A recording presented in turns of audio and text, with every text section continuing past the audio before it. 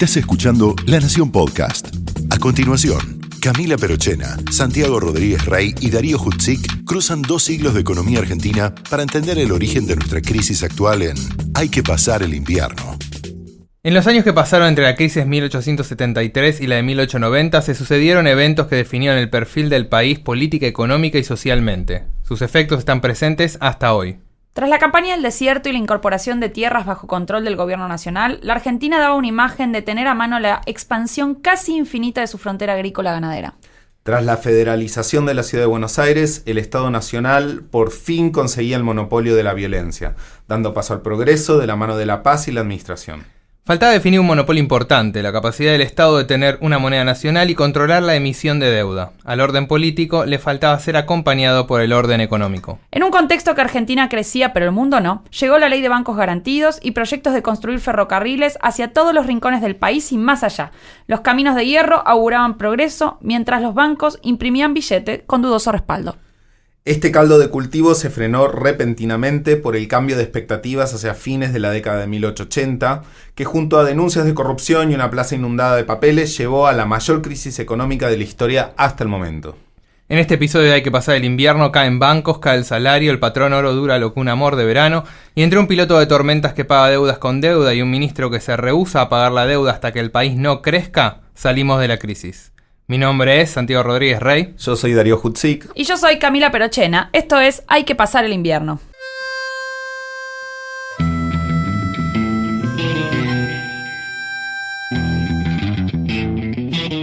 En primer lugar, anuncio que el Estado argentino suspenderá el pago de la deuda externa. Los invito el lunes a trabajar con fe en el país. La economía argentina tiene posibilidades de recuperación. No hay planes perfectos, hay planes posibles. La Argentina enfrenta problemas coyunturales que no son nada más que transitorios. Esta baja notable en las exportaciones nos crea problemas de capacidad de pago. Hemos decidido recalibrar nuestras metas de inflación. Nosotros vamos a cumplir con nuestra política monetaria y nuestra política fiscal. El valor de nuestra moneda está, sin duda, perfectamente asegurado. El que depositó dólares, recibirá dólares. El que depositó pesos, recibirá pesos. La verdad que los argentinos tienen una paciencia enorme. La economía en principio está especificada porque nuestra moneda es el peso. Recibirá pesos. Por último, un mensaje de optimismo. Hay que pasar el invierno.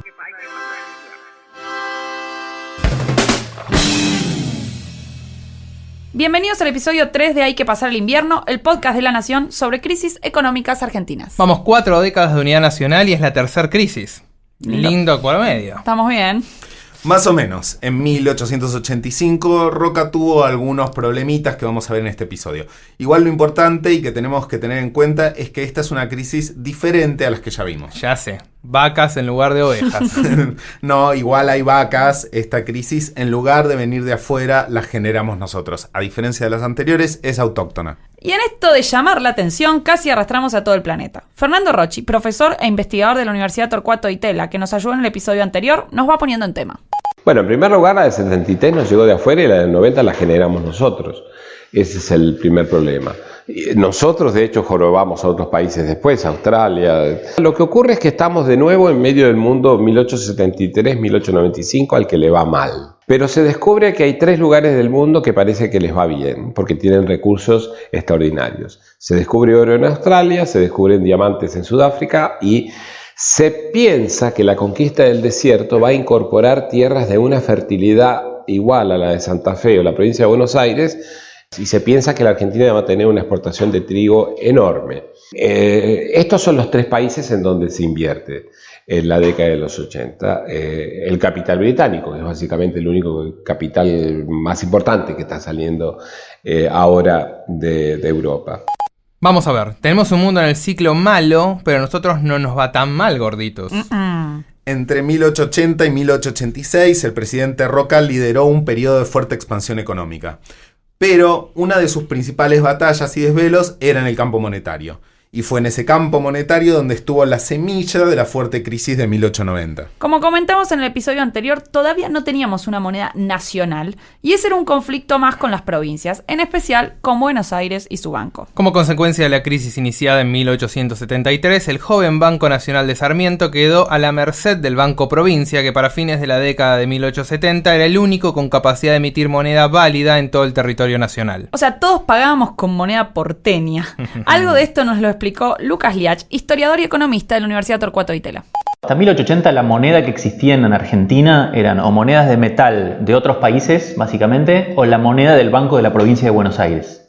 Monedas de metal boliviano era la moneda que más se usaba en el interior para transacciones. Más bien en el litoral, en Buenos Aires, se usaba la moneda del Banco Provincia de Buenos Aires, que venía desde hacía mucho tiempo, desde la época de Rosas, etc. Y esto obviamente era como una especie de vergüenza para un Estado nacional decir, che, se usa la moneda de una de mis provincias. Era casi humillante. Como parte, si querés, del triunfo de la nación sobre la provincia de Buenos Aires en el año 80, o una consecuencia de ese triunfo es, bueno, tiene que haber ahora una moneda que emita la nación. Y ahí ocurren dos cosas, que es, por un lado se fortalece un banco que se llamaba Banco Nacional, que había estado muy contenido por las crisis de los años 70, y se empieza a emitir más moneda desde ese banco, y además toda la moneda que se emite ahora pasa a llamarse peso moneda nacional. Es la moneda que existió en Argentina desde 1881 hasta los años 70, 1970. Y era la época de lo que se llamaba el patrón oro, entonces ese peso moneda nacional era convertible 1 a 1 con una moneda de oro que era el peso oro. Es como que pasaban dos cosas. Por un lado, teníamos una moneda nacional en vez de la de la provincia de Buenos Aires. El Banco de la Provincia seguía emitiendo, pero ahora moneda nacional. Y por otro nos integrábamos al patrón oro internacional. Entonces arranca el 1 a 1, muy lindo. En realidad estas monedas, estos billetes se empiezan a imprimir recién en el año 83. La nueva Argentina que va a tener patrón oro de aquí a la eternidad. Y el 1 a 1 que empieza en el 83 termina en enero del 85. Su primera experiencia realmente de moneda nacional estabilizada dura 1 año y pico en la Argentina. Entonces, luego de que se federaliza Buenos Aires, en 1880 comienza otra batalla por el monopolio de la emisión monetaria, una herramienta que va a ser clave para el desarrollo económico. El zorro pone manos a la obra y en 1881, al año de asumir, ya contamos con ley de unificación monetaria. Se unifica la moneda en pesos papel, que podía tener respaldo en oro o plata, y podía ser emitida por instituciones bancarias en las zonas más ricas del país: el Banco Nacional, la provincia de Buenos Aires, Córdoba, Santa Fe y Tucumán. Para 5 bancos, qué flexible este concepto de unificación. Es más complejo. El Banco Nacional aún no podía alzarse con el monopolio de emisión de moneda como quería el presidente Roca, esencialmente por falta de fuerza política. Conflictos federales, provincias respaldando al gobierno, Buenos Aires un poco enojada porque le habían sacado su ciudad capital, conflicto federal, viste, la historia de siempre, la cosa sana. El gran problema era la competencia del Banco Provincia, el de Buenos Aires. Los otros 3 bancos eran menores. Hubo un intento de nacionalizar el Banco de Buenos Aires, pero no tuvo éxito. Ya les habían federalizado la ciudad y lo tomaron como un abuso, era demasiado, ¿no? Algo así. Los ministros de Hacienda de Roca fueron Juan José Romero I, un paso de nuestro ya conocido Victorino de la Plaza, hasta que finalmente queda Wenceslao Pacheco, el hasta entonces presidente del Banco Nacional. Al mejor estilo Labaña entre Duhalde y Kirchner, Pacheco va a seguir como ministro de Economía después de la asunción de Juárez Celman en 1886. Pero bueno, en la década de 1880, durante la presidencia de Roca, Argentina es como una promesa, el país en el que hay que invertir.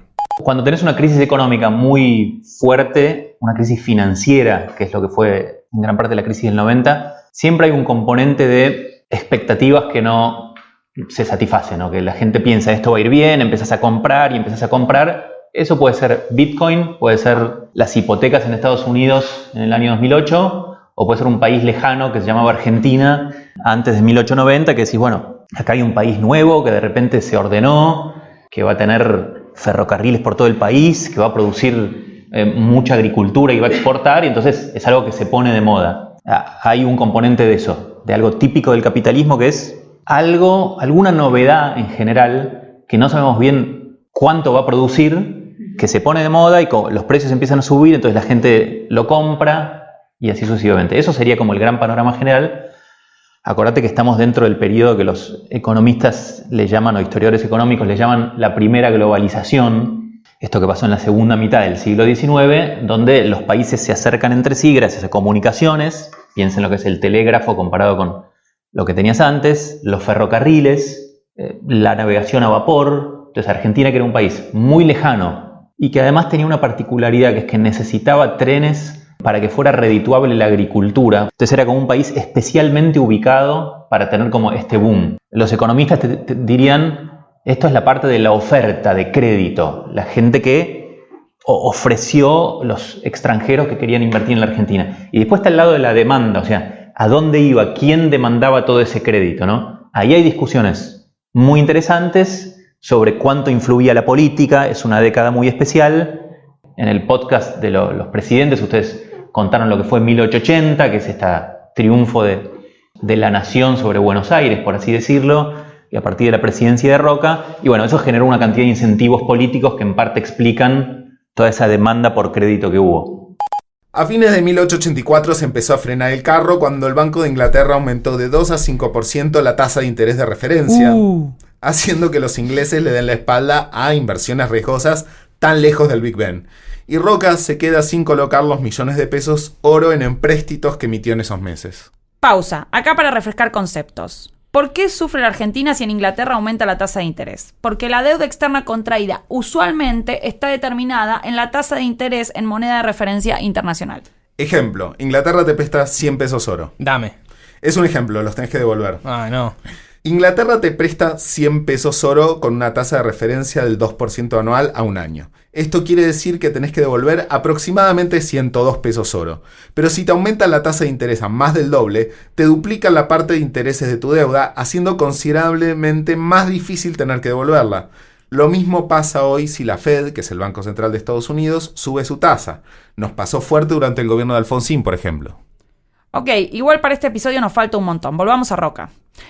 El patrón oro de la primera presidencia de Roca finalmente solo dura 17 meses. Roca levantó la convertibilidad y le dijo a los bancos emisores que podían no cumplir con el patrón oro. ¿Qué quiere decir eso? Los eximía de cumplir con la cantidad de oro o plata que estaba fijada en una cantidad de pesos. Incluso intentó excluir al Banco Provincia de ese beneficio en medio del conflicto que ya hablamos. Pillín, ¿no? La inversión extranjera, completamente ausente durante el gobierno de Avellaneda, había hecho maravillas con Roca, fortaleciendo la moneda, generando inversiones productivas y financiando los déficits comerciales. Es interesante pensar cuál fue el rol de los terratenientes y del sector de producción ganadera. Recordemos que si bien ya hay exportación agrícola, todavía es apenas incipiente y lo ganadero sigue siendo lo más importante. Y que el país está siendo gobernado por líderes con origen en el interior, lo que deja subyacente el conflicto Buenos Aires interior. A ese binomio ahora se va a ir sumando un nuevo actor, el campo. ¿Como la sociedad rural que hablamos en los episodios anteriores? No exactamente. La sociedad rural va a quedar como una pata técnica. Los empresarios terratenientes en los 80 van a encontrar un germen de voz política. Varios historiadores coinciden en pensar que en la década de 1880 hay un cambio en la visión sociocultural del campo y la ciudad. Hasta entonces, el campo y lo rural representaban el desorden y la barbarie, mientras que la ciudad era la ilustración y el desarrollo. Para ayudarnos a colocar a las élites en el panorama y hablar de la estructura socioproductiva, hablamos con Roy Ora, investigador del CONICET y docente de las universidades de San Andrés y Quilmes. Las élites argentinas no eran tradicionalmente rurales. La mayoría vivía en la ciudad. Pero desde los años década del 70 y sobre todo los 80, hay mucho más ferrocarril, es más fácil irse a la estancia, entonces muchos empiezan a construir, por ejemplo, una casa en la estancia. Entonces, ¿qué sucede? Una ruralización de la autorrepresentación de esos actores como lo que hoy podríamos llamar una burguesía rural. Gente que antes se iba de vacaciones a la playa de Montevideo o se iba a la Quinta, que hay en Flores o en San Isidro. En los años 80 se construyó una casa muy bonita y empezó a irse de vacaciones a la estancia. Es una novedad. Y eso entonces tiene un impacto sobre la sociedad rural, ¿cierto? Porque esos grandes propietarios empiezan a tener raíces mucho más profundas en la campaña. Y se sienten mucho más parte de un mundo rural que no los reconoce como líderes, y eso yo creo que se va a ver, pero que ellos se perciben a sí mismos mucho más que en cualquier momento del pasado como una clase dirigente rural. Esta ruralización de las élites fue acompañada no solo del avance tecnológico del tren, sino que también mostraba a este grupo como innovador y progresista. Este progreso en lo económico, estos avances en la producción agropecuaria van a ir generando una autopercepción de clase dirigente frente a las élites políticas. Hay que tomar en cuenta que los líderes políticos no provenían de las familias ricas, de los grandes propietarios. Mitre, Sarmiento, Avellaneda, Roca, Pellegrini son familias acomodadas pero no ricas. Los ricos se dedicaban a hacer plata. La dirigencia política venía de otro palo, de clase media educada, pero no lo que se cree a veces que la Argentina era gobernada por un grupo de oligarcas que concentraban la generación de riqueza y eso. Los que están en el mundo político tienen recursos políticos como su principal capital. Pellegrini no era un hombre rico. No le da correspondencia a Pellegrini y está en Europa y está cuidando al mango. Cané lo mismo, no le sobraba. Unzué no tenía ese tipo de problemas, pero a Unzué le interesaba acumular, esa era su pasión. Y ocasionalmente, bueno, en un momento pareció que la puerta estaba abierta y seguramente dijo, bueno, sería lindo ser gobernador. Pero no era gente que estaba dispuesta a hacer un esfuerzo sistemático, prolongado en el tiempo, una inversión de mediano y largo plazo para convertirse en un actor político. El mundo de la política, que antes era visto desde lejos, pasa a ser un espacio de tentación, un lugar para trasladar el orden y el éxito que ellos han alcanzado económicamente. Gran cambio tecnológico, fundamentalmente en la ganadería. Todavía la historia de agricultura no es importante acá, pero nosotros tendemos a subestimar el proceso de cambio tecnológico que tuvo lugar en la ganadería, que por una parte, esa expansión productiva con cambio tecnológico, con renovación de las razas, con la emergencia de una ganadería mucho más moderna, hizo dos cosas, diría yo. Una, mucho más poderosa la clase propietaria, y otra cosa, mucho más legítima. La volvió más prestigiosa. Cuando digo poderosa, estoy pensando fundamentalmente en el plano económico. Porque yo decía, bueno, la década del 80 es una especie de combinación entre un Estado más poderoso en el plano político y una clase propietaria que se va consolidando fundamentalmente como clase capitalista. Entonces, mi visión de eso, ¿cuál es? Especialización funcional. Es un grupo político muy autocentrado que mantiene a las clases propietarias a mayor distancia de lo que lo habían mantenido administraciones anteriores al 80, precisamente porque es más poderoso. El hecho de que esta es una élite muy independiente. Sus bases de poder no están vinculadas a los económicamente poderosos, en parte por la razón federal, ¿cierto? Una parte importante de esa élite viene del interior, pero también en Buenos Aires porque existe desde muy temprano una vida política muy autónoma. Entonces esa clase propietaria, ¿cómo vivió la década del 80? Bueno, estos nuevos gobernantes son no nos gustan, tienen modales que a veces nos parecen un poco burdos, son a veces demasiado ladrones, pero las cosas funcionan. Y eso es lo que se quebró en el 90. Es decir, el 90 que significa no solo una crisis económica, sino que es también una crisis de un sistema de poder. Entonces, ahí Roy nos va adelantando algo de la crisis de este episodio, pero todavía nos falta un poco. En 1885 hay un primer aviso cuando el precio de la lana cae a su valor más bajo desde principios de los 70s. Perdón, es la costumbre. Quería ser una oveja. La crisis de 1886 fue breve. Una nueva demanda por ferrocarriles en las ex colonias y en Sudamérica intensificó la metalurgia y volvió la alegría a Gran Bretaña. Para entonces se había calzado a la banda presidencial el cuñado de Julio Roca, el cordobés Juárez Celman, quien tomó algunas medidas que 4 años más tarde van a dar más de un dolor de cabeza. Juárez Celman es un hombre que es la encarnación de la Liga del Interior. O sea, la Liga del Interior tenía su centro en Córdoba. Tucumán era una subsidiaria. O sea, Roca, Avellaneda eran subsidiarios. Él es de Córdoba. Él viene de Córdoba. Él ha sido gobernador de Córdoba, muy progresista. Y él lo que quiere es que hay un historiador australiano, Tim Duncan, que lo llama el primer desarrollista. Él lo que quiere es que la riqueza de la región pampeana se extienda al resto del país. Para hacer esto, lo que hace es utilizar dos instrumentos. Uno es la ley de bancos garantidos, que es que le permite a cada provincia emitir su propia moneda, haciendo un depósito en el Banco Nacional, que es bastante raro, porque hay provincias que piden deuda para hacer ese depósito. Y se hacen billetes, todos con la cara del almirante Brown, no sé por qué, pero son todos igualitos, y salvo la provincia de Jujuy, todas las provincias emiten billetes. Lo segundo es la ley de ferrocarriles, que hace que piensa en construir ferrocarriles por los lugares, por todo el país, con garantía del Estado. Inclusive algunos hablan de los ferrocarriles a la Luna, porque por ejemplo un ferrocarril era de San Juan a Formosa. Entonces tenemos ferrocarriles y bancos para todos y todas. Una fiesta, ¿eh? Sí, pero una fiesta donde no todos se estaban sintiendo invitados. Y por todos hablamos de las élites del campo y de algunos viejos autonomistas. Mientras esto sucedía, se aprobó una ley de bancos garantidos. Básicamente surgían múltiples bancos de emisión en las provincias. Chau al intento de monopolio de emisión de Roca. Todos emitiendo, ¿y quién controla esto? El Estado, pero los incentivos para hacerlo no eran muy claros. En Argentina ya había habido algunos proyectos, algunos en la época de Mitre, pero por ejemplo esta idea de bancos libres es una idea como muy liberal de alguna manera. La idea de que haya distintos bancos que emiten moneda era algo típico del siglo XIX. En Escocia se había usado mucho, en Estados Unidos existen bancos de emisión. En la Argentina es como que se mezclaron esa idea, si querés, liberal y de que bueno, no haya un monopolista del dinero, sino distintos bancos, incluso privados, pero es como que se le aprovechó para decir, bueno, los que me apoyaron en las provincias, que cada uno pueda poner su banco y puede emitir. Había unos mecanismos con los cuales para poder emitir el banco tenía que haber comprado unos bonos al gobierno para los cuales tendría que haber conseguido oro, pero en la práctica muchas de esto no se cumplía y la verdad que sirvió también para financiar gasto público en distintas provincias, incluso en la de Buenos Aires, ¿no? Fiesta de emisión, presiento que esto va para mal. Y hay más, porque a la fiesta de emisión se quiso sumar con todo la provincia de Buenos Aires. Esto fue así cuando en 1887 ganó el candidato de Juárez las elecciones provinciales. En 1887 tiene una victoria política que va a ser parte de su fracaso económico. Y es que su candidato, Máximo Paz, gana en la provincia de Buenos Aires. Entonces la provincia de Buenos Aires va a decir, nosotros también queremos ser parte de los ferrocarriles y nosotros queremos ser parte de los bancos garantidos. Y entonces la provincia de Buenos Aires va a recontra emitir y va a recontra construir ferrocarriles. Esto hace que el gasto público sea enorme, pero como está entrando mucha plata, no hay problema. Entonces, con tanta plata, la sensación de fiesta continuaba. Y así estábamos alimentando nuestro ciclo de ilusión hasta que se viene la noche. Entonces llega la noche,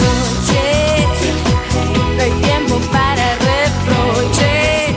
Bueno, reproches vamos a tener seguro. Y muchos. La crisis va a tener múltiples consecuencias, caídas del salario real abruptas, caídas de gobierno y hasta cambios paradigmáticos de cómo se percibía la sociedad a sí misma. ¿Qué pasó entonces para que estalle la crisis? Hasta que en un momento, y esto ocurre en el año 89, entra la duda. Ustedes saben que cuando en el mercado financiero entra la duda, hay en Wall Street, cuando uno entra, dice, este lugar está manejado por dos principios, fear and greed, miedo y avaricia. Cuando las cosas van bien, es la avaricia la que prima, cuando las cosas van mal, es el miedo. Piensa, en Buenos Aires no tenía agua corriente, entonces en el año 87 se instala la empresa de aguas corrientes, que de hecho si van por la calle Córdoba, el edificio cerca de la Facultad de Ciencias Económicas, el de aguas, van a ver que dice 1887. Era una empresa inglesa que vino a instalar aguas corrientes porque Buenos Aires tenía paludismo, malaria, de todo, unas cosas, cólera. Esta compañía se llamaba Water Supply. Y a fines del 89, Lavarin es una empresa, unos brokers internacionales que se dedican a América Latina, su especialidad es América Latina. Y entonces son ellos los intermediarios, porque la gente que está en Inglaterra invirtiendo no tiene idea de dónde queda la Argentina. Ellos van a Lavarin y dicen, dennos plata. Hay una duda. ¿Por qué está la duda? Es difícil de explicar. Yo escribí un libro con Pablo Gorchunov hace mucho tiempo sobre esto y creo que una de las dudas es que las exportaciones de trigo fueron bastante menores de lo que se pensaba. Gente que dice que el gasto que generó la ley de bancos garantidos y la emisión descontrolada y lo de los ferrocarriles llevó a algunos a pensar este país está gastando de manera absurda, no nos va a poder pagar. La cuestión es que entra la duda y no se pueden ubicar esos bonos y ya en 1890 entra una crisis, que es una crisis que sabemos que es una crisis política también. Pero básicamente la crisis es que deja venir el capital extranjero, entonces lo que hay que hacer es disminuir las importaciones y esto se va a lograr con un sacrificio terrible de la gente, de nuevo, un sacrificio en el consumo. Entonces, la crisis de 1890 es mucho más compleja que un exceso de emisión no autorizada por todo el territorio nacional. O un grupo de élites económicas no satisfechas. O la caída de precios de nuestras exportaciones. La crisis, en definitiva, surge porque a la Argentina le prestaron mucha plata para financiar un desarrollo y un crecimiento potencial que estaba tardando más de lo esperado. Durante la década previa hubo un gasto muy grande y muchas inversiones como el ferrocarril financiadas con deuda. Y en cierto punto se generó un miedo de que la ejecución de obras y su rentabilidad se estaba demorando y el Estado argentino no podía cumplir con sus promesas. Impaciencia y deuda externa es un cóctel peligroso en los países en vías de desarrollo, ya sabemos de eso, ¿no?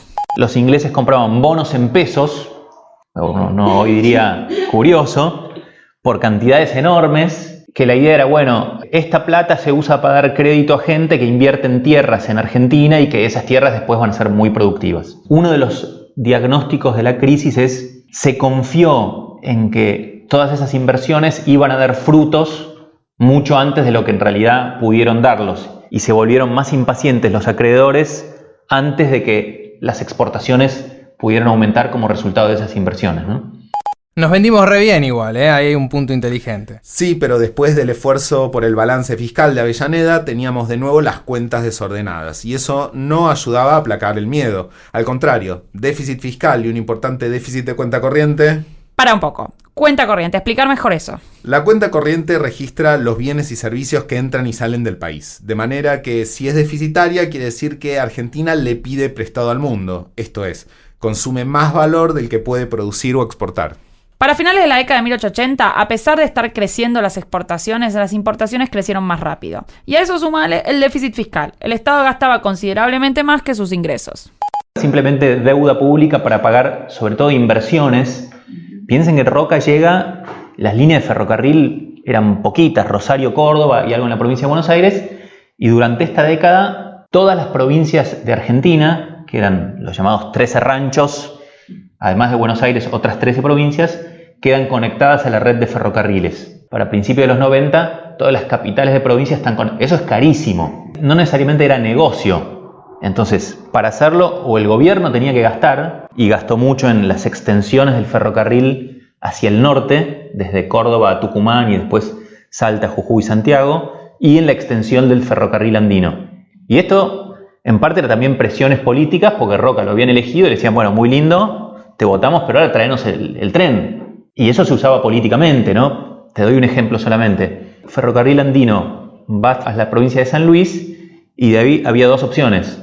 O que se abría una rama a San Juan y otra a Mendoza, o que fuera a Mendoza y de Mendoza a San Juan. Por supuesto, a los sanjuaninos le convenía tener la misma distancia que Mendoza, pero en un momento que se portó mal un gobernador y Roca dijo, no, ¿sabes qué? Esto va primero a Mendoza. Y digamos, había mucha presión porque la verdad que para las provincias, al pasar a estar conectados por el tren, era una diferencia muy grande en sus posibilidades productivas. Entonces, ese es un tipo de gasto. Otro es que a veces directamente se decía, ok, que lo haga un privado, pero nosotros le garantizamos una rentabilidad. Eso generaba los gastos de las garantías ferroviarias, que después en el fondo era parecido a una deuda, porque el gobierno tenía que completar la rentabilidad que no ganaban los ferrocarriles privados. El miedo pronto se convirtió en pánico.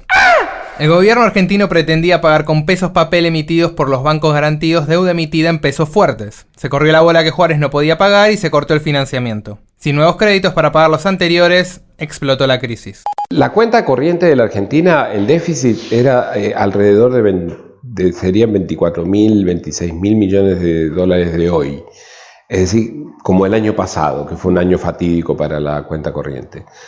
La gente había confiado mucho en que la Argentina le iba bien, había invertido muchas cosas, la gente compraba acciones, estamos hablando de familia de clase media, tampoco los pobres tenían que invertir. Se llamó el pánico porque se vio que se venía todo abajo, y se vino todo abajo. Fue la crisis más grave que sufrió Argentina hasta la de 2001. Fue gravísima, gravísima, bajó el PBI 20% del PBI per cápita con la crisis. No hubo ni la del 30, ninguna crisis fue tan tremenda como la de 1890. Fue de una gravedad extrema. Es decir, el país entró, por ejemplo, en el año 1891 fue el primer año en el cual son más los inmigrantes que se van que los que vienen. Y hay una condena moral que tiene que ver con la literatura de la época, pero Juárez Celman es visto como un hombre con lo peor del positivismo, es decir, él solamente ve lo material, él ve diques, él ve ferrocarriles, pero no ve el espíritu, se llama, en esa época se le llamaba sensualismo, y hay una fiebre de consumo tan grande que, por ejemplo, las novelas del Ciclo de la Bolsa se llama Aquilito, hay un pariente pobre de alguien que ha ascendido socialmente y dice que entra a un ambiente y hay tantos bienes que no entiende cómo la gente se maneje. De hecho, dice que una vez un chico se quedó atrapado entre dos jarrones y nadie lo podía encontrar y estuvieron... 1890 va a ser un cambio absoluto en la Argentina, no solamente en lo económico, que fue una crisis tremenda, fue una crisis espantosa. Yo escuché bien, 20% de caída del PBI per cápita, una contracción de 1/5. Igual, bueno, eso es solo el principio. ¿Hay más? Falta la inflación. La inflación que trajo la crisis de 1890 fue enorme, y esto hizo caer el salario real de una manera tremenda. Fue terrible. La inflación de 1890 no se repitió, en 1919 y después con Perón.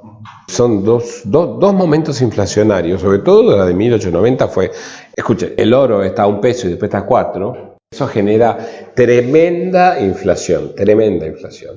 Bueno, todas juntas. Sí, todas, porque mientras la economía quedó patas para arriba, la política también puso quinta a fondo. Ya en 1889 había aparecido Barrueta Benia planteando en una nota el descontento de un sector de los jóvenes con la corrupción del Estado y el unicato de Juárez Celman. A esta carta se le suma la formación de la Unión Cívica de la Juventud, que mitin político va, mitin político viene, suma a Leandro Nealem y a Mitre, para cuando se quisieran dar cuenta, el 26 de julio de 1890 estalló la Revolución del Parque. Acá se dice que el zorro metió la cola, pero como en este podcast estamos metiendo más peso en lo económico, vamos a resumir en que tras un par de días de batalla en torno a lo que hoy es tribunales, la revolución es derrotada, pero el gobierno cae.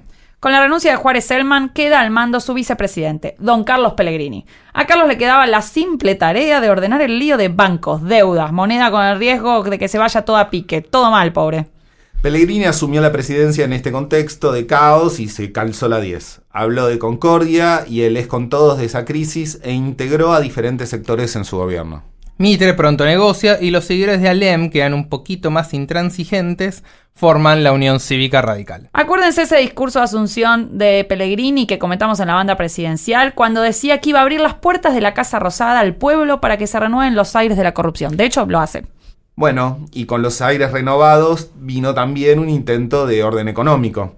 Pellegrini buscó cambiar las relaciones de fuerza de la década del 80 y el funcionamiento de la economía. La provincia de Buenos Aires había quedado al borde del colapso o del default. Sobre esta situación caótica, Pellegrini construyó el monopolio monetario y fiscal del Estado Nacional. Pero para poder poner orden, Pellegrini tenía que resolver dos temitas, el de los bancos y el de la deuda. Pero la tuvo un poco complicada. Pellegrini es visto, ¿no?, como y se le llamaba el piloto de tormentas, y ex post, pasado mucho tiempo, uno dice, bueno, fue el que ordenó esa crisis. Algunos dirían como Duhalde ¿no? Y después vinieron los otros y recogieron los frutos. Cuando empezás a ver la historia más minuciosa, y hasta el propio Pellegrini retrospectivamente dice, no, la verdad que fue un gobierno donde fue muy difícil, íbamos reaccionando a lo que pasaba, cometimos muchos errores. La verdad que hay un momento inicial donde el solo hecho de llegó Pellegrini, se estabiliza la situación políticamente, está apoyado por Roca, etcétera, calma un poco la situación, que es en la segunda mitad del año 1890, pero después el año 91 es terrible. Es ahí cuando pensá que prácticamente caen todos los bancos del país. Todos los bancos del país quiere decir no te devuelvo los depósitos, no te puedo devolver los depósitos, lo que llamaríamos un corralito. Bueno, eso ocurre en todos lados, salvo un banco que es el Banco de Londres, donde también hay corrida bancaria, pero al final consigue plata de su casa matriz y zafa. Entonces, después, bueno, funda el Banco Nación, la fundación del Banco Nación que reemplaza a ese Banco Nacional. Al principio es criticada porque fundan un banco pero con emisión monetaria, pero la verdad que sirve el Banco Nación para salir de esa crisis financiera. Pero es un gobierno muy complicado y, como te digo, por ejemplo, el acuerdo de deuda al que llegó Pellegrini, después hay que reemplazarlo por otro a los pocos años, porque Argentina no podía seguir pagando la deuda en esa magnitud. Normalmente, como decía Pellegrini, después defendiendo uno de los acuerdos de deuda que hizo él, decía, las deudas se pagan con deudas. Y eso es cierto, o sea, normalmente un país o una provincia le vence una deuda, toma otra para pagar esa y va pagando los intereses. Ahora, lo que pasa en estos países emergentes, y nos pasa hasta el día de hoy, es que un día se te corta el crédito y es imposible pagarle los vencimientos del capital, ¿no? Entonces, si nadie te presta, si los mercados están cerrados, simplemente la opción es el default. Y Argentina, digamos, una vez que ocurre la situación de crisis, Pellegrini se ve forzado su única casi opción es hacer un acuerdo de deuda bastante oneroso, que se llama el funding loan, pero solamente para las deudas nacionales. Los principales acreedores le dijeron, ok, esta deuda evidentemente no la vas a poder pagar y vas a hacer un default, a nosotros no nos conviene. La casa Baring era de las más implicadas y de hecho entró en una crisis. Entonces el propio Banco de Inglaterra encomendó que se negociara de alguna manera la deuda argentina y le prestaron plata para poder como seguir pagando esa deuda. Pero fue solo la deuda de la nación, que era una parte y no la más importante, si vos comparás con lo que había también de deudas de las provincias, deuda de la provincia de Buenos Aires, cédulas hipotecarias, que eran estos bonos en pesos de papel que servían para dar crédito hipotecario, garantías ferroviarias. Para que se dé una idea de lo difícil que es resolver este tema, las últimas deudas provinciales que se terminan de renegociar es en el año 1907. Es una crisis de deuda que tarda mucho en recuperarse. Entonces, en gran parte las crisis bancarias de 1891 tienen que ver con una decisión inicial de Pellegrini de la clave es nuestro honor y pagar la deuda externa. Eso tiene un costo enorme. Entonces, en el momento era percibido como, una presidencia difícil. Tanto que Pellegrini se quiere ir anticipadamente. Hay un momento donde él manda un proyecto de ley diciendo mi mandato no termina el 12 de octubre, que termine, no recuerdo si es en septiembre o en agosto. Luis Sáenz Peña ya había sido elegido presidente y Sáenz Peña dice, no, yo no agarro. O sea, entonces ahí hay una situación que te muestra lo difícil que era realmente el tema de salir de la crisis. Bueno, estamos muy aporteñizados. Hablamos mucho del conflicto con el Banco Provincia, la caída de los bancos, todo muy urbano. Salgamos por Retiro o Constitución y veamos qué pasaba allá, donde nos llevaban todos esos trenes que estaban instalando. En las discusiones sobre cuántos aranceles tiene que haber o no, en general hay una alianza entre los representantes del interior, una alianza proteccionista, mientras que los diputados de Capital y de Buenos Aires son más pro libre cambio, diciendo, ¿por qué tenemos que pagar más caro el azúcar? E incluso esto, pasando el tiempo, digamos, la posición de los diputados radicales y después de los diputados socialistas, en general nosotros somos librecambistas, este proteccionismo es para algunos ricachones de acá y mucho para las provincias del interior. Entonces, ciertamente este conflicto regional y estas diferentes situaciones influye sobre la política económica y sobre la crisis. Además del regionalismo y el conflicto federal del azúcar o el vino cuyano, ¿cómo los afectó la crisis de 1890 a los terratenientes que estaban ojeando meterse en política? Un poco como el agregado del país. La crisis frena su expansión por problemas que ellos evalúan son de gestión económica. El precio de la tierra bajó la mitad en pocos años. El principal activo de los propietarios. El precio, por razones que no tienen que ver tanto con lo que pasa en la Argentina, el precio de las exportaciones cayó mucho. Los bancos se cayeron, se cortó el financiamiento y la década previa, la expansión de la década previa, se había dado con financiamiento. Había muchos terratenientes endeudados. Y encima de todo eso, en la provincia de Buenos Aires, hogar del sector más poderoso, la clase propietaria, hay un gobierno, que es el de Julio Costa, muy aislado, que va a ser desafiado por las armas en el 90. No tanto en el 90, sino en el 93. Entonces yo diría, toda esa combinación da por resultado un escenario en el que una clase propietaria mucho más poderosa, mucho más consciente de sí misma, que está acostumbrada a que le digan qué modernos que son ustedes, qué importantes que son para el futuro de Argentina, la ganadería es lo mejor que tenemos, ¿no es cierto? Esos grupos se sienten ahora tentados y a la vez presionados para decir, bueno, vamos a entrar a la vida pública para sacar a estos ladrones, incapaces, ineptos. La exposición al comercio y la globalización nos había dado mucho desarrollo en base a inversiones extranjeras, pero también los había expuesto a las primeras crisis propias de los ciclos de la economía de mercado. De la misma manera, las reacciones a la crisis de 1890 van a ir moldeando la sociedad argentina en un diseño de sociedad capitalista con sectores productivos más definidos. Cuando uno mira esas cosas en conjunto, una de las conclusiones que me parece hay que sacar es que la sociedad argentina está ahí empezando a tener un tipo de estructuración similar a la de una sociedad de clases. Empiezan a perfilarse rasgos de acción política que evocan las características de una sociedad más capitalista, más estructurada en torno a relaciones de clase. Llegando a 1892, estos grupos de élite del interior de la provincia de Buenos Aires dicen basta y se organizan políticamente en torno a la Liga Agraria. Ahí se abrió un escenario de conflictos que se prolongó hasta el año 92-93. De hecho, en la mayor parte de las provincias no pasó nada en el 90. Saliendo de la capital federal, la gente leía el diario. De esa manera veía esa crisis, ¿no es cierto? Fue un fenómeno eminentemente porteño. Las repercusiones se empezaron a sentir más tarde y en la provincia se empezaron a sentir, creo yo, con alguna importancia, en el año 92-93. El 92 es el agosto del 92, momento de fundación de la Liga Agraria, que es un grupo de grandes propietarios, lo lidera uno que se llama Carlos Guerrero, bastante rico, que dice, nosotros tenemos que meternos en la política de la provincia porque de otra manera esta crisis que se está profundizando puede llevarnos al desastre. Entonces hay una iniciativa por ese lado. Y al año siguiente, año 93, invierno del 93, la situación se vuelve más urgente porque ese es el año de las revoluciones radicales. También organizan un partido, la Unión Provincial, con recursos económicos enormes, pero ninguno de ellos tiene una estructura política a su disposición.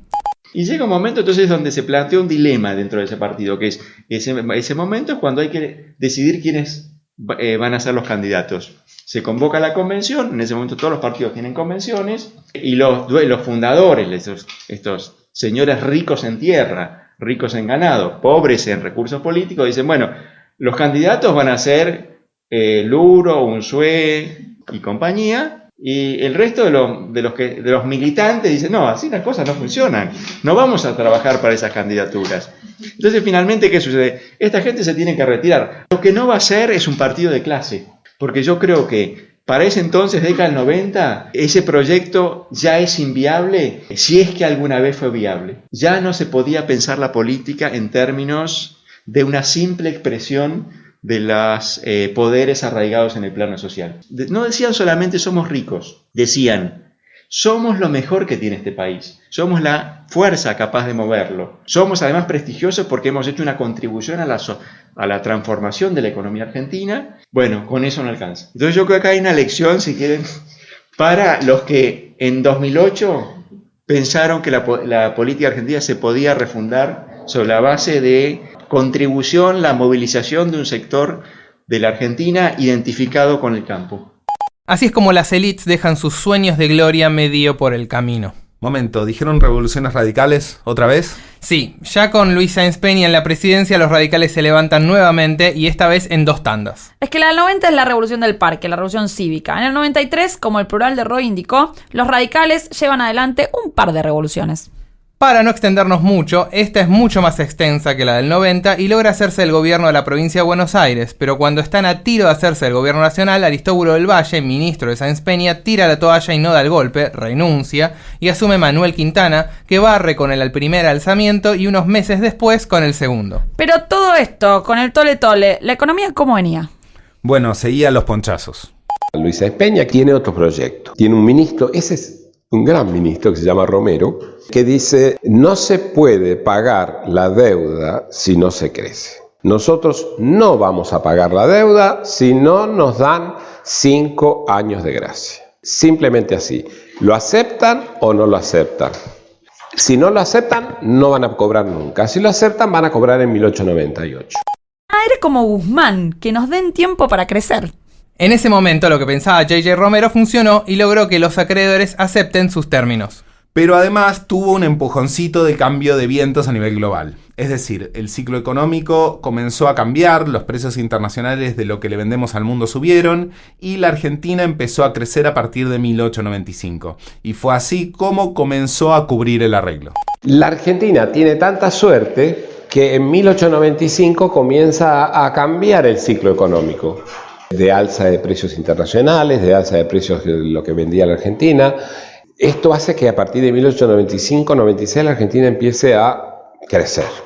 En el gobierno de Uriburu, la Argentina adelanta, como ha crecido en los últimos años, adelanta un año el pago de la deuda en 1897. ¿Sí? Miren, estamos tan bien que... Pero eran 5 años sin pagar. Ahora tenemos plata, ahora crecimos, en 1897 le pagamos. Ahí comienza el arreglo, primer arreglo de la deuda, porque la deuda era como es la deuda actual, muchísimas deudas distintas, algunas con mayor valor, otras con mayor o menor valor en cuanto a confianza, y ahí va a comenzar una negociación larguísima que recién va a terminar en 1906. Yo diría que a partir de mediados de esa década, cuando se hace un segundo arreglo de deuda, que es el arreglo Romero, ya esa situación de tensión financiera pasa y ya Argentina crece de una manera un poco más calma. Pero siguiendo con temas de crisis, cuando se está por ir una guerra con Chile en el año 1898, también hay una situación inestable. Y después, bueno, Pellegrini se pelea con Roca, o Roca con Pellegrini, en el año 1901 por el proyecto de unificación de deudas, que en el fondo era también una herencia de la crisis del 90. Digamos que el impacto de la crisis sigue en lo financiero y en la relación de Argentina con los mercados internacionales, pero la economía ya está creciendo de manera rápida desde mediados de los años 90, las exportaciones están subiendo, esos trenes que se habían hecho empiezan a dar sus frutos. Hay como, si querés, dos velocidades. La financiera, que en los años 90 se ve mucho toda esa explosión, pero al mismo tiempo la economía argentina creciendo, y sobre todo en la primera década del siglo claramente ya creciendo fuerte y ya con la moneda estabilizada. Vamos llegando entonces al final de este episodio, con la economía argentina creciendo rumbo a un centenario a toda fiesta. La fuerte devaluación de los 90 va a ser un shock. Caen como 25% los salarios reales aproximadamente, pero las exportaciones van a reflotar y con el cambio de ciclo la economía se va a ir recuperando. Hacia 1902 se da un cambio productivo hacia el agro y ya podemos hablar de granero del mundo. Sobre este cambio productivo desde la lana y la ganadería en 1890 hacia el granero del mundo nos habló Agustina Rayes, investigadora del CONICET y docente de la Universidad Nacional de San Martín. Bueno, en primer lugar yo empezaría diciendo que la imagen de la Argentina como granero del mundo se popularizó recién en 1920. Y que entonces en 1890 nadie podía prever con exactitud que la Argentina ocuparía el rol tan destacado que luego iba a tener en los mercados internacionales de alimentos y concretamente de cereales.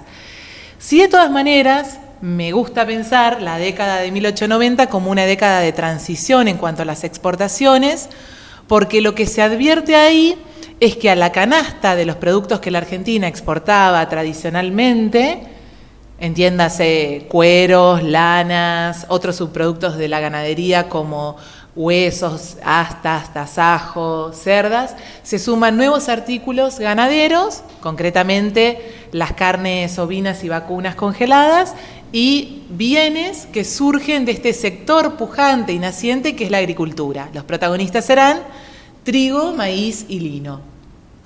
Y la verdad es que se desarrolla cierta convivencia pacífica entre los productos, digo, los antiguos no se eclipsan, y quizá esa sea una de las claves por las que el sector exportador crece tanto. Pero entonces un origen está ahí de lo que luego será el granero del mundo, al margen de que en ese momento no se lo visualice de esa forma. Con superávits gemelos, es decir, fiscal y comercial, se va a dar un proceso de crecimiento bastante único en la historia argentina que va a encontrar una desaceleración recién hacia 1913, donde nos encuentra en nuestro próximo episodio pagando la fiesta del centenario. Antes de irnos, y como van a escuchar en todos los episodios, le vamos a preguntar a nuestros invitados en qué momento se jodió la Argentina. Roy Ora nos dijo esto. La Argentina estaba muy bien preparada para explotar el mundo del siglo XIX, el mundo donde un activo fenomenal como la pampa se iba a valorizar, porque lo que la Argentina logró fue funcionar en el marco de un mundo que le daba mucho y en el que la Argentina podía insertarse muy bien. Yo creo que eso explica la creación de altas expectativas. Cuando Pellegrini, a comienzos del siglo XX, Pellegrini no era tarado, era un tipo inteligente, no era la década ganada Pellegrini, ¿no es cierto? No pensaba de esa manera, pero Pellegrini decía, en 50 años vamos a ser como Estados Unidos. Y nadie se escandalizaba cuando Pellegrini decía eso, ¿no es cierto? Estaba naturalizado que ese ritmo de crecimiento había venido para quedarse. Yo creo que eso creó una serie de expectativas altas que empezaron a frustrarse en los años 30. Y ahí la Argentina, bueno, empezó a tener más dificultades. Pero yo diría, en líneas generales, de los 30 a los 70, la Argentina ya no iba a crecer tanto, no iba a tener un ingreso per cápita 3-4 veces más alto que el del resto de América Latina, sobre todo porque América Latina se iba a acercar a la Argentina. Iba a crecer porque tenía un stock de capital, de recursos, un sistema público de educación sofisticado, tenía inercia. Entonces yo diría, hasta los años 70 la Argentina andaba bien. Después los fracasos empezaron a sucederse. Y yo creo que ahí uno puede poner la culpa en este o en tal otro, pero el hecho de que desde la década del 70 no se pudiera reconstruir un proceso de crecimiento sostenido, habla de que la Argentina estaba encontrando problemas que iban mucho más allá de los que había encontrado en su trayectoria histórica previa. Y Lucas Liach nos dijo esto. Y yo diría que, si bien no soy un institucionalista, pero creo que el golpe del 30 y todo lo vinculado, y también los años 30 son muy malos para Argentina por lo que pasa en el mundo, nos metió en un callejón del que después nos resultó muy difícil salir, o no sé si salimos. En parte por lo económico, los mercados, digamos, de lo que Argentina exportaba, fueron muy débiles post años 30 y después tampoco se recupera tanto después de la Segunda Guerra Mundial el comercio de productos primarios. Y después diría, en lo institucional y en lo político, creo que los 30, siempre todo esto es contrafáctico, ¿no? Pero es como que impidieron que toda esa incorporación de las masas a la política que ocurrió en todos los países del mundo, ¿cómo puedo decirlo de manera educada? Digamos que no la protagonizara un partido muy comprometido con el pluralismo y las instituciones.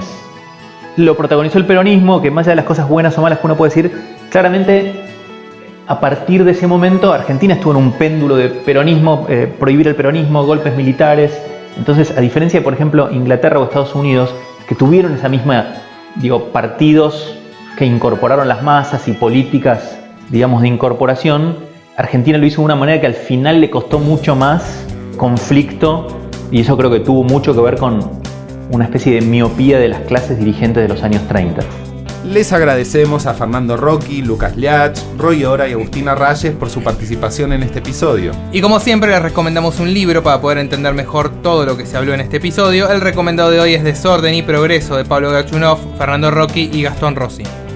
Los invitamos a que se suscriban al podcast para que nos acompañen en este recorrido por la historia argentina a través de sus crisis. Nos pueden escuchar en La Nación o en la plataforma de podcast que más les guste. En el próximo episodio de Hay que pasar el invierno, entramos al nuevo siglo y tras los festejos del centenario y junto con la ley Sáenz Peña y el inicio de la Primera Guerra Mundial, nos encontramos con un cambio de ciclo económico y una nueva crisis. Mi nombre es Santiago Rodríguez Rey. Yo soy Darío Hutzik. Y yo soy Camila Perochena. Adiós.